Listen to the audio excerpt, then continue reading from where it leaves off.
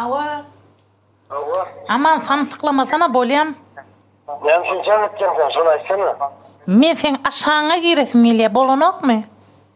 Bolonok da sen. Ne için? Sen bolonok da iyi mi? Sen bolonok da. Ya sen beni sikip bilen ok mu? İsteyen mi? Hı. Çıkacak olan girip durun kendin. Düşünmedim. Şimdi kira kaytalan ok. Kimdin sormayan senden. Men adım Kızılgül. Olan? Men sikten doyamok. Ben namurun iyiden üstüne sikten doyuyor. Andan söyleyenler böyle diyorsun. Aman. İsteyen miydin değil mi? O. Ne mi o? Doymayanlar doyuyor diyorsun. Ana doğru mayden ha yan birinden alım numarın bir oğlan yok may dedim mara. Naşnoya var kaçacak dedim sen numarın nerede? Kim oğlansa? Oğlan niye mi okuyuz? Kim değilse o? Emme da bilecek olup öldün ay. Böyle Böyle sen zaten işlendi nire dediydi? Başkentte dedi mi? Yok Taşkent'te. Taşkent? Taşkent'te. Aman. Sonra duymayan mı? İsteyen mi? Ha? Sonra duymayan olmadan görsene 4 tarafta olsun mu yanımda? Vah barayın aman beni iyağın. Gel iyi. Sen merak et gel şurada gel. Aman her elime bir sik bera gayrat et aman. Aman. Oh. Gel ben aşağıda bakıyorum. Desin ne yapıyor? Gel gel. Dinle. Alo. Tamam. Men götüme biri. Tamam.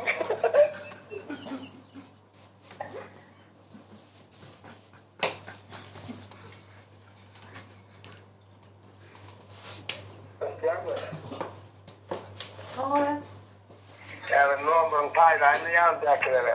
Onun cırt yat bir yerin geçti oldu. Dinle. Men götüme biri, amıma biri, ağzıma biri, her elime biri. Bana 5 tane sik olmasa men doyamam. Altın mı gel? Ne altın ne mi? Gözümü sokacak. Ay turba bak pilsat da buradaydı. Aman. Sen kim olan var? Gayret et kaistana. Kudaydan korkmayan mı? Ne için sen etken ben sana etmem. Men yadadım ama mara isteyen yükep. Aman. Men bir yüzüme sik bilen ursan o. Kaytaladı. Men diyen yüzüme bir sik bilen urmasan bolonok. Buradan nereye gülleşti? Gel. Alo. Alo. Aa. Salam. Şimdi. Salam. Tamam. Sen de sikin mami. Gerek burada kim? Vah meni bir bölük bıçak etseniz. Ay son yıkınamak kim oldu? Yığınamak gerek ya özüm yığınarın yönü meni bölün.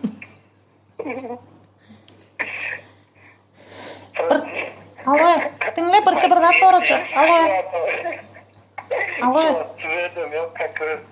Bu işte tezrim yanın ok mu? Ya. Ha. Şu amana ver apırtça.